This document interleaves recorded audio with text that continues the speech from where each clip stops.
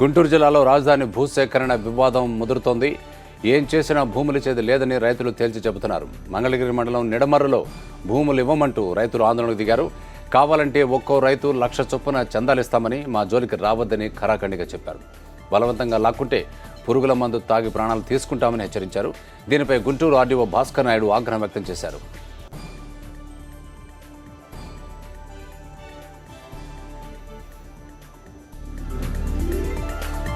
ఈ వివాదానికి సంబంధించి మరిన్ని డీటెయిల్స్ మా కరెస్పాండెంట్ రమాకాంత్ అని తెలుసుకున్నాం. రమాకాంత్, చెప్పండి, గుంటూరు జిల్లాలో ఇంకా కూడా రాజధాని భూసేకరణ వివాదం ముదురుతున్నట్టు తెలుస్తోంది. డీటెయిల్స్ ఏంటి? రసాభాసగా మారింది. నిడమరు గ్రామంలో కాసేపటి క్రితం జరిగిన గ్రామ సభ. మొత్తం మీద వీళ్ళంతా ప్రజాభిప్రాయ సేకరణ కోసం ఈ రోజు అధికారులు, స్థానికంగా ఉన్న రెవెన్యూ అధికారులు అంతా వచ్చారు. ఆర్డీఓ భాస్కర్ నాయుడు కూడా వచ్చారు. అయితే ఆయన వచ్చిన కాసేపటికి వాళ్ళంతా మహిళలు అయితే ఏకంగా పురుగు మందు డబ్బాలు తీసుకొచ్చి మరి చచ్చిపోతాం, మీరు ఇక్కడ భూములు తీసుకుంటే మా బతుకులు ఎలా ఉంటాయి, మా జీవితాలు ఎలా ఉంటాయి, మా భవిష్యత్తుని రాయడానికి మా భూములు తీసుకుంటారంటూ నిలదీసే ప్రయత్నం చేశారు. ఇదే సమయంలో కాస్త ఉత్తప్ప చోటు చేసుకుని అక్కడి నుంచి ఆర్డీఓతో పాటు ఇతర రెవెన్యూ అధికారులు కూడా అక్కడి నుంచి తరలించారు. కాస్త వాతావరణం నెలకొన్నప్పటికీ కూడా అక్కడ రైతులు చెప్తున్న మాట ఒకటే, అవసరమైతే రాజధాని నిర్మాణానికి ఏకంగా ఒక్కొక్క రైతు ₹1,00,000 చందా ఇవ్వడానికైనా వెనుకాడేది లేదు, ఖచ్చితంగా చందాలు ఇస్తాం, కానీ మా గ్రామాల జోలికి, మా భూముల జోలికి రావద్దని చెప్తున్నారు. దాదాపు 25,000 మంది నిడమరుతో పాటు కుర్రగల్లు, అదేవిధంగా చుట్టుపక్కల గ్రామాల నుంచి దాదాపు 25,000 మంది ఏడాది పొడవునా 3 షిఫ్ట్ల ప్రకారం ఇక్కడ పని దొరుకుతూ ఉంటుంది. వాళ్ళంతా ఏమైపోవాలి, ఆ రైతు కూలీలు బతుకులు ఏమైపోతాయి, వాళ్ళు కూడా రేపు భరోసా లేకుండా బతకాల్సిన పరిస్థితి వస్తుంది. కాబట్టి ఖచ్చితంగా నిడమరు గ్రామాన్ని మినహాయించాలని, నిడమరు గ్రామం నుంచి 1 సెంటు కూడా ఇచ్చేది లేదని మహిళలు అదేవిధంగా రైతు కూలీలు కూడా స్పష్టం చేస్తున్నారు. అయితే మరోవైపు అధికారులు కూడా మీ సలహాలు ఏమైనా, లేకపోతే మీ సూచనలు, లేకపోతే మీ కండిషన్స్ ఏమైనా చెప్తే ఉన్నతాధికారుల దృష్టికి తీసుకెళ్తామని చెప్పినప్పుడు కూడా గ్రామం ఎప్పుడో తీర్మానం చేసింది. గ్రామం తీర్మానం చేసిన తర్వాత కూడా చంద్రబాబు నాయుడు దృష్టికి ఈ విషయం వెళ్ళిన తర్వాత అధికారుల మీద కూడా కక్షపూరితంగా వ్యవహరించారు. ఎటువంటి వాళ్ళ వాయిస్ బయటికి రాకూడదనే కుట్ర చేశారని అక్కడున్న గ్రామస్తులు కూడా ఆరోపించారు. ఖచ్చితంగా తీర్మానం గతంలోనే జరిగింది, రైతులు 1 సెంటు కూడా ఇచ్చేది లేదు స్పష్టం చేశారు. అయినప్పటికీ కూడా మీరు ఏ విధంగా మా భూములు తీసుకుంటారని చెప్తున్నారు. లక్షలు ఖర్చు పెట్టి ఆడపిల్లలకు పెళ్లిళ్ళు చేశాము, లేదంటే లక్షలు ఖర్చు పెట్టి ఆడపిల్లలను చదివించాము, అక్కడ పెళ్లిళ్ళు చేయాలంటే అప్పులు తీసుకొచ్చి చేయాలి. మా భూములు రేట్లు ఉన్నాయి, మాకు భరోసా ఉంటుంది, రేపొద్దున ఎటువంటి పరిస్థితి ఒకవేళ చేయి దాటిపోయినప్పటికీ కూడా ఒక 10 సెంట్లో 20 సెంట్లో అమ్ముకొని మా పెళ్లిళ్ళు, మా కుటుంబ సభ్యులు పెళ్లిళ్ళు చేసుకుంటాం, ఆడపిల్లల్ని జాగ్రత్తగా అత్తవారింటికి పంపించడానికి మాకు భరోసా ఏర్పడుతుంది. రేపు మీరు భూమి తీసుకున్న తర్వాత 10 ఏళ్లకు ఎప్పుడుకో ఇస్తామంటున్నారు. 5 సంవత్సరాలు మాత్రమే చంద్రబాబుని సీఎం గా ఎన్నుకున్నారు జనం. 5 ఏళ్ల తర్వాత వచ్చే ప్రభుత్వం మరో రకంగా, లేకపోతే ఇదే విధానం కంటిన్యూ చేయకపోతే మా బతుకులు ఎలా ఉంటాయి, లేదంటే రైతులకు సంబంధించి, లేదంటే ల్యాండ్ పూలింగ్ చేస్తున్నారు, డెవలప్మెంట్ కి ఎవరికి ఇస్తారు, డెవలప్మెంట్ కి ఇచ్చే వ్యవహారంలో ఇప్పుడు రైతులకు రుణమాఫీ విషయంలో దాదాపు 4-5 నెలల క్రితం ఎన్నో సంతకాలు పెట్టారు, హామీలు చేశారు, కానీ ఇప్పటి వరకు జరిగింది లేదు. ఒక్క రైతుకి కానీ లేకపోతే డ్వాక్రా గ్రూప్ కి కానీ రుణమాఫీ అయిన దాఖలాలు లేవు. మీరు డబ్బులు ఎక్కడి నుంచి తీసుకొస్తారు ఈ రాజధాని నిర్మాణానికి? ల్యాండ్ పూలింగ్ లో డెవలప్మెంట్ చేసి మిగతా 1000 గజాలు 1250 గజాలు ఇస్తామంటున్నారు. ఆ 1050 గజాలు డెవలప్మెంట్ చేయడానికి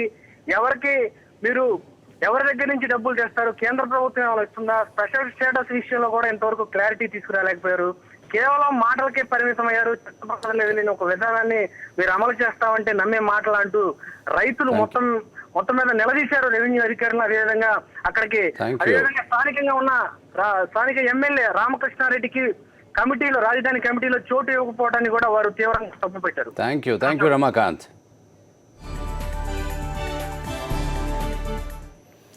వైఎస్ఆర్ కాంగ్రెస్ పార్టీ ఏర్పాటు చేసిన ఏపీ రాజధాని రైతుల కూలీల పరిరక్షణ కమిటీ గుంటూరు జిల్లాలో పర్యటిస్తోంది. ఇవాళ తొళ్లూరు మండలం లింగాయపాలెం గ్రామానికి చేరుకున్న కమిటీ ముందు రైతులు కూలీలు తమ ఆవేదన చెప్పుకున్నారు. భూములు ఇచ్చేందుకు రైతులు ఎవరు సిద్ధంగా లేరంటున్నారు. సిరులు పండించే పచ్చని పొలాన్ని లాక్కోవద్దని వేడుకుంటున్నారు. తమకు సింగపూర్ వద్దని, ఇలా బతికితే చాలని అంటున్నారు. ఈ కార్యక్రమంలో కమిటీ నేతలు ఉమ్మారెడ్డి వెంకటేశ్వర్లు, ధర్మాన ప్రసాదరావు, అంబడి రాంబాబు, మర్రి రాజశేఖర్, నాగిరెడ్డితో పాటు ఎమ్మెల్యేలు ఆర్కే, గొట్టిపాటి రవి, షేక్ ముస్తఫా పాల్గొన్నారు. నాకు 30 ఎకరాల రైతు అనుకోండి, నాకు భూమి ఇస్తున్నారు, నాకు 30,000 గజాలు వస్తుంది, నేను మల్టీ స్టోర్డ్ బిల్డింగ్స్ కట్టుకుంటా. కానీ ఎకరం వైపు 4 అంతస్తులే కింద కట్టుకోవడానికి మీరు పర్మిషన్ ఇచ్చేది. వాడికి వచ్చే ఇన్కమ్ నాకు వచ్చే ఇన్కమ్ ఒకటెట్ అవుతుంది అంటే వాడు వచ్చి తీసుకోవాల్సిందనా? ఇది సామాన్యమైన చిన్న రైతుకి కూలిదారుడికి పూర్తిగా నష్టమైన విధానము ఆలోచన లేదు. కౌలుదారు యొక్క సమస్యను ఎలా పరిష్కరిస్తాం, మరి కూలీ వాళ్ళ పరిస్థితి ఎలా పరిష్కరిస్తాం, మరి ఇలా పనులు లేకపోతే మరి నిజంగా రాజధానికి స్కెచింగ్ చేయడానికి 3-4 ఏళ్ళు పడుతుంది. తర్వాత ఇదంతా జరిగేదాకా వీళ్ళందరూ ఇల్లు ఖాళీ చేసి వెళ్ళిపోవాల్సిందే.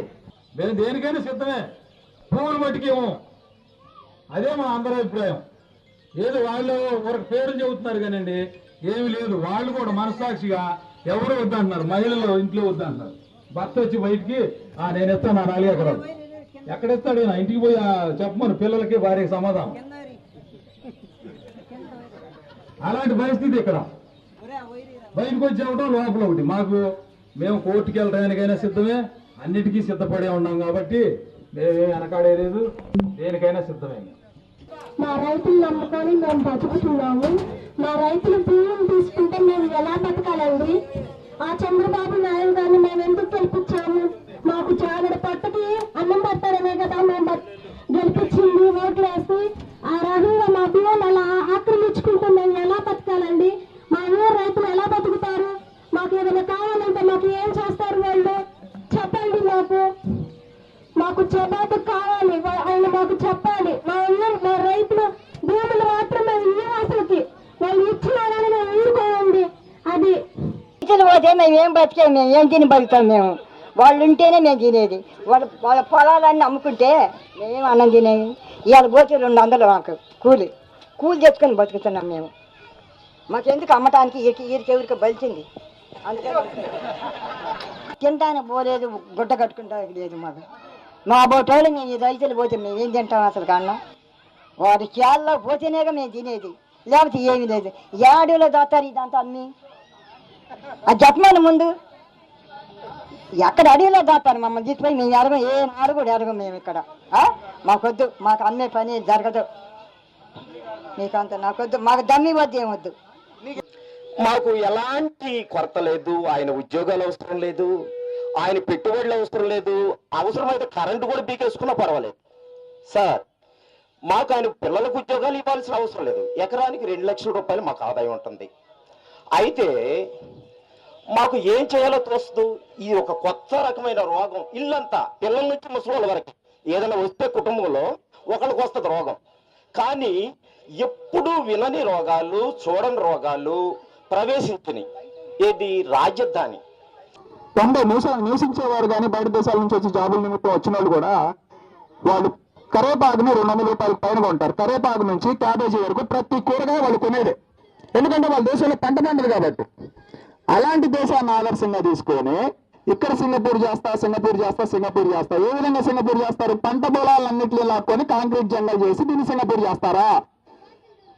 ఇక రాబోయే రోజుల్లో ఆయన చెప్పిన మాటలని మనం అందరం పొలాలు ఇచ్చుకుంటా పోతే ఇక్కడ ఏమీ ఉండవు. ఇక్కడ ఎదురుగుండా చక్కగా పచ్చని పంటలు, అరటితోట కనిపిస్తుంది, కంద కనిపిస్తుంది. మీ అందరికీ కొన్ని రోజుల తర్వాత, కొన్ని సంవత్సరాల తర్వాత ఏం కనిపిస్తుంది అంటే ఇక్కడ పెద్ద బిల్డింగ్ కనిపిస్తుంది. మన ఊరు ఇట్లాగే ఉంటుంది. అది కూడా వాళ్ళు ఈ గ్రామాన్ని లాక్కోకపోతే. వాళ్ళు ఏం ప్యాకేజీ కానీ ఏమి ప్రకటించలేదు. మా దగ్గర ఉండే వాళ్ళు ఏం చేయాలి? కనీసం వారం రోజుల నుంచి వాళ్ళు అన్నం కూడా తింటలేదండి. కూడు లేకుండా ఏం చేద్దామండి? ఏంది పొలం తీసుకుంటున్నారంట, ఈ 4 నెలలేనంట, ఈ 3 నెలలేనంట. మాకు అసలు ఏం చెప్పాల్సింది అర్థం కావట్లేదు. విధి విధానాలు లేవు. అసలు ఎక్కడెత్తాడనేది తెలియదు. అసలు ఏం చేయాల్సింది తెలియదు, మాకే తెలియదు. మరి వాళ్ళకేం చెప్పాలి? వాళ్ళకి ఏం చేయాలి? ఇప్పుడు నా దగ్గర డైలీ 50 మంది ఉంటారండి. వాళ్ళు అసలు పని చేయకుండా ఏడుతున్నారండి. అటువంటి పరిస్థితి. ఏపీ రాజధాని ప్రాంత రైతులకు అండగా ఉంటామని వైఎస్ఆర్ కాంగ్రెస్ పార్టీ నేతలు హామీ ఇచ్చారు. భూములు కోల్పోతామని ఆందోళన చెందుతున్న రైతులతో చేయి కలిపి పోరాడతామని భరోసా ఇచ్చారు. రాజధాని ప్రాంత రైతుల కూలీల పరిరక్షణ కోసం ఏర్పాటైన కమిటీ బృందం ఇవాళ గుంటూరు జిల్లా తుళ్లూరు మండలంలోని పలు గ్రామాల్లో పర్యటించింది. పార్టీ నేతలు రైతుల సమస్యలు సావధానంగా విన్నారు. వ్యవసాయం చేసే భూములు ఈ ప్రాంతంలో తప్పక మేము కూడా ఎక్కడ చూడలేదు. తప్పకుండా ఈ రైతాంగం కోసం వైఎస్ఆర్ పార్టీ ఖచ్చితంగా పనిచేస్తాం. అవసరమైతే రేపు ఏదైనా నాగార్జున యూనివర్సిటీలో అసెంబ్లీ సమావేశాలు పెడతామని చెప్పి కనుక అంటే కనుక ఎక్కడైతే రైతాంగానికి ఇష్టం లేకుండా భూములు లాక్కుంటున్నారో ఆ రైతాంగాన్ని తీసుకెళ్లి అసెంబ్లీ ముట్టడిచ్చైనా సరే మీ దగ్గర రైతులు భూములు లాక్కోకుండా మా సాయశక్తిలో కృషి చేసేదానికి ఏమాత్రం కూడా వెనకాలని చెప్పి కూడా మీ అందరికీ తెలియజేసుకుంటూ ఎప్పుడు కూడా రాజశేఖర రెడ్డి గారు కానీ వైఎస్ఆర్ పార్టీ కానీ రైతులకు అండగా ఉండిద్దని చెప్పి కూడా తెలియజేసుకుంటూ రైతులు మోసగిచ్చి ఓట్లు వేయించుకొని మళ్ళీ రైతులనే పడేసి తొక్కే కార్యక్రమాలు వైఎస్ఆర్ పార్టీ చేయదు. ఖచ్చితంగా మీకు అండగా ఉంటామని చెప్పి కూడా తెలియజేసుకుంటూ సెలవు తీసుకుంటాం. కొంతమంది పెద్ద రైతులు నావాటి పెద్ద రైతుల్ని అడ్డంగా పెట్టుకుని వాళ్ళందరూ కూడా ఇవ్వటానికి సిద్ధంగా ఉన్నారని చెప్పేసి ఒక అభిప్రాయం కలగజేయడానికి ఈ ప్రభుత్వం ప్రయత్నం చేస్తున్న విషయాన్ని కూడా గమనించాల్సిన అవసరం ఉంది. దయచేసి కేవలం రైతులే కాకుండా రైతు కూలీలు కౌలు రైతుల పరిస్థితి గురించి ప్రభుత్వం ఏమాత్రం కూడా పట్టించుకున్నట్టు కనబడటం లేదు. అంతేకాకుండా పశు పోషకులు కూడా చాలా మంది ఉన్నారు, భూ లేని పేదవాళ్ళందరూ కూడా వాళ్ళ గురించి కూడా పట్టించుకోవట్లేదు. దయచేసి వారి పార్టీ నాయకులు వడ్డే శోభాదేశ్వరరావు గారు లాంటి పెద్ద నాయకులు కూడా చెబుతా ఉన్నారు రాజధాని ఏర్పాటుకి కేవలం 1000 ఎకరాలు సరిపోతుందని చెప్పేసి. అంత స్పష్టంగా వాళ్ళ పార్టీ వాళ్ళు చెప్తున్నా కూడా మరి చంద్రబాబు నాయుడు గారు రుణమాఫీ చేయాల్సిన డబ్బులు కూడా ఈ భూమి ద్వారానే సంపాదించాలని చెప్పేసి ఆలోచన చేస్తున్నాడో మాకైతే అర్థం కావట్లేదు. కానీ ఎందుకంటే ఈ రోజు ప్రైవేట్ వారికి ఇచ్చినా కూడా 50-50 అని చెప్పేసి అంటా ఉన్నారు. కానీ ఈ రోజు ఎట్లా ఉందంటే ఆయన ఇచ్చే ఫార్ములా 100% భూమి వారికి 80% ప్రభుత్వం తీసుకునే విధంగా ఈ రోజు కనబడతా ఉంది. దీని ద్వారా వ్యాపారం చేసి ప్రైవేటు వ్యాపారస్తులకు లాభం చేకూర్చడం కోసం, అదేవిధంగా వారి పార్టీ నాయకులకి ఆర్థికంగా మరి లాభం చేకూర్చడం కోసమే ఇటువంటి ప్రయత్నం చేస్తున్నారని చెప్పేసి ప్రజలందరూ కూడా భావిస్తున్నారు. ఎక్కడైనా సరే భూమిని తీసుకోవాలంటే ఆ భూమిలో ఉన్న 70% మంది ఎఫెక్టెడ్ ఫ్యామిలీస్, రైతులు ఒక్కడే కాదు, చాలా క్లియర్ కట్ గా ఎఫెక్టెడ్ ఫ్యామిలీస్ అంటే రైతులు, వ్యవసాయ కార్మికులు, వ్యవసాయ కూలీలు, చేతి వృత్తుల వారు, కుల వృత్తుల వారు. గజెట్ పబ్లికేషన్ వచ్చే 3 సంవత్సరాల ముందు నుంచి ఆ ప్రాంతంలో నివాసం ఉన్న ప్రతి వ్యక్తిలోనూ 70% మంది ఒప్పుకుంటేనే తీసుకోవాలి. దానికి కూడా మళ్ళీ వాళ్ళు ఇచ్చే నష్టపరిహారాలన్నీ కూడా చాలా క్లియర్ గా చట్టం ఉంది. ఇవాళ హైదరాబాద్ మధ్యలో ఇంకా వ్యవసాయ భూమి లేదా, విజయవాడ పెనలూరులో వ్యవసాయ భూమి లేదా, ఉంటుంది. మీరు సాగు చేసుకోవాలనుకున్న భూమిని ఒక్క అంగుళం కూడా ప్రభుత్వం ఎవరైనా సరే, అది రాజశేఖర రెడ్డి గారు ఉన్నా లేకపోతే మీ వాళ్ళు చంద్రబాబు నాయుడు గారు ఉన్నా ఎవరున్నా తీసుకోలేరు. అది సాధ్యం కాదు. ఇక్కడ రాజధాని పెడతానికి చంద్రబాబు నాయుడు గారు ఒకటే కారణం, ఆయన ఎన్నికల ముందు సింగపూర్ లాంటి రాజధాని నిర్మిస్తానని చెప్పాడు. ఆయన ఈరోజు ఎక్కడన్నా అడవి ప్రాంతంలోనో లేకపోతే ప్రభుత్వ భూములు ఉన్నటువంటి చోట రాజధాని అదే సింగపూర్ కంపెనీకి ఇవ్వచ్చు, ఆడే మాస్టర్ ప్లాన్ ఇస్తాడు. ఆ చించాంగు చంద్రబాబు కలిసి రాజధాని అక్కడైనా కట్టవచ్చు. కాకపోతే ఇవన్నీ సాధ్యం కాదు 5 ఏళ్లలోనో 10 ఏళ్లలోనో. కాబట్టి చంద్రబాబు నాయుడు రేపు ఎన్నికల్లో చెప్పగలిగేది, ఈ పక్కనేమో విజయవాడ ఉంది, ఇటు పక్క గుంటూరు ఉంది, ఈ రెండింటి మధ్యలో రాజధాని అని చెప్పి ఇక్కడ మొదలెట్టి రేపు ఎన్నికలు రాగానే విజయవాడ ఫోటో ఒకటి, గుంటూరు ఫోటో ఒకటి 2 తీసి నేను ఈ రెండింటిని కూడా నేను ముఖ్యమంత్రిగా ఉన్నప్పుడు అయినప్పుడు ఈ మీ ఊరు, మీ మండల హెడ్ క్వార్టర్ తుళ్ళూరు గ్రామం లాగా ఉండే ఈ రెండింటిని మహానగరాలుగా తీర్చిదిద్ది ప్రపంచ పటంలో పెట్టానని చెప్పి గుంటూరుని, విజయవాడని పెట్టుకుంటానికి ఈ తప్పుడు ఆలోచన చేసి ఇక్కడికి వచ్చాడు చంద్రబాబు నాయుడు గారు. మీరు రైతులందరూ కూడా మీరు కనుక వ్యతిరేకిస్తే ఈ ప్రాంతంలో మా పంట పొలాలు మేము వ్యవసాయమే చేసుకుంటాం, మాకు రాజధాని వద్దని మేము జగన్మోహన్ రెడ్డి గారి ఆధ్వర్యంలో మీకన్నా ముందుండి ప్రాణాలు ఒట్టైనా సరే ఈ ప్రాంతాన్ని మేము కాపాడుతామని చెప్పి మీ అందరికీ తెలియజేస్తూ సెలవు తీసుకున్నాం. ల్యాండ్ పూలింగ్ అంటే ల్యాండ్ ఎక్విజిషన్ లాగేసుకుంటారనే భయంతో మేము ఇస్తామనే వారు కొంతమంది, లేదు కొంతమంది ఏమో ఇవ్వాలి ఇచ్చుకుని ఇక్కడి నుంచి వెళ్ళిపోతాం ఎలాగో కవుల్లో ఉన్నామనే వాళ్ళు కొంతమంది ఉన్నారు. అన్నిటికన్నా మించి సింగపూర్ లాంటి మహానగరం ఏర్పడితే మరి కూలి నాలి చేసుకునే జనం ఎక్కడుంటారో అర్థం కానటువంటి పరిస్థితుల్లో పాపం వాళ్ళు నిద్రాహారాలు లేకుండా బాధపడుతున్నారు. వీళ్ళందరికీ అండగా ఉండటానికి మేము తప్పనిసరిగా పనిచేస్తాం. ఒక ప్రధాన ప్రతిపక్షంగా మీ హక్కుల్ని కాపాడటానికి పనిచేస్తాం. ఇందాక నాగిరెడ్డి గారు అన్నట్టుగా ఇచ్చే రైతుకు కూడా మేము పనిచేస్తాం. అయ్యా నువ్వు ఇస్తున్నావు ఎకరం, నీకు 8,000 గజాలు కావాలంటున్నావు, ఇన్ని ఇవ్వు అని చంద్రబాబు నాయుడు గారిని ఒక ప్రతిపక్ష నాయకులుగా డిమాండ్ చేయడానికి ఇచ్చే వాళ్ళకి అండగా ఉంటాం, ఇవ్వని వాళ్ళకి అండగా ఉంటాం. ముఖ్యంగా రైతు కూలీలు, వారి మీద ఆధారపడి బతుకుతున్నటువంటి జనాన్ని సంరక్షించటమే కౌలుదారులకి మా ప్రధాన ఉద్దేశం. దానికోసం మీకు అండగా ఉంటాం. మా అండను కూడా స్వీకరించింది. పార్టీలు ఏమిటో తర్వాత చూసుకుందాం. మళ్ళీ ఎన్నికలు వచ్చినప్పుడు ఇష్టమైతే మీకు బాగుంటే ఆయనకే ఓట్లు వేసుకొని నాకు అభ్యంతరం లేదు. కానీ ఇవాళ జరుగుతున్నటువంటి ఈ క్రమాన్ని ప్రపంచానికి తెలియపరచడానికి, శాసనసభలో మాట్లాడడానికి, మీ హక్కుల్ని పూర్తిగా పరిరక్షించి అప్పుడు శభాష్ ప్రతిపక్షం బాగా పనిచేసింది అనిపించుకోవడం కోసం మేము తాపత్రయపడుతున్నాం. మాకు మీ పూర్తి సహాయ సహకారాలు అందించండి. మీకు మేము అండగా దండగా ఉంటాం. పార్టీలకు అతీతంగా పనిచేద్దామని మనవి చేస్తూ మీ దగ్గర సెలవు తీసుకుంటాం.